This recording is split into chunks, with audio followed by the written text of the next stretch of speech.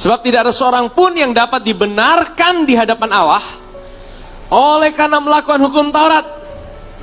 Karena justru oleh hukum Taurat orang mengenal dosa. Ya, jadi jelas firman Tuhan berkata, oleh hukum Taurat orang mengenal adanya dosa. Jadi ketika dia tahu ada perintah jangan mencuri, itu yang men-trigger dia untuk mencuri. Dan ini Paulus ajarkan di dalam Roma pasal 7. Jadi ketika kita selalu digerakkan oleh ketakutan akan tuntutan Tuhan dalam hidup ini, akan sebuah standar yang tidak kita bisa penuhi dalam hidup ini, sebenarnya itu sedang men-trigger kita untuk gagal sebenarnya. Maka jangan fokus dengan tuntutan, tapi fokuslah dengan tuntunan Tuhan dan kasih Tuhan dalam hidup ini.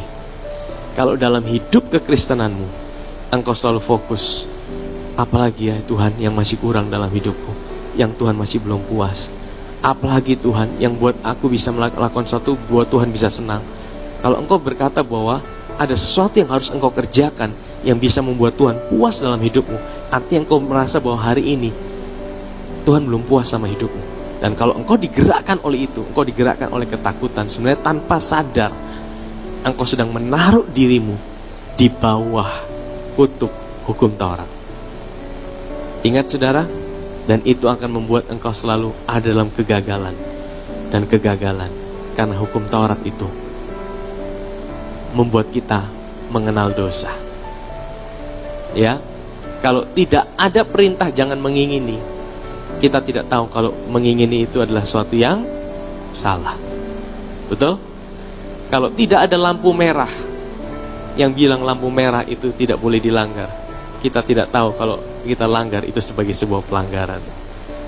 Betul tidak saudara? Justru karena ada aturan yang bilang jangan dilanggar, kita tahu kalau itu salah.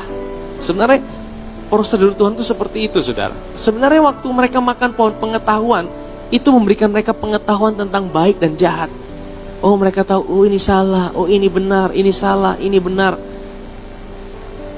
Makanya saya bilang gini, kekristenan sebenarnya tidak ditentukan dari baik dan benar. Kekristenan ditentukan dari ketika mata kita tertuju pada Yesus.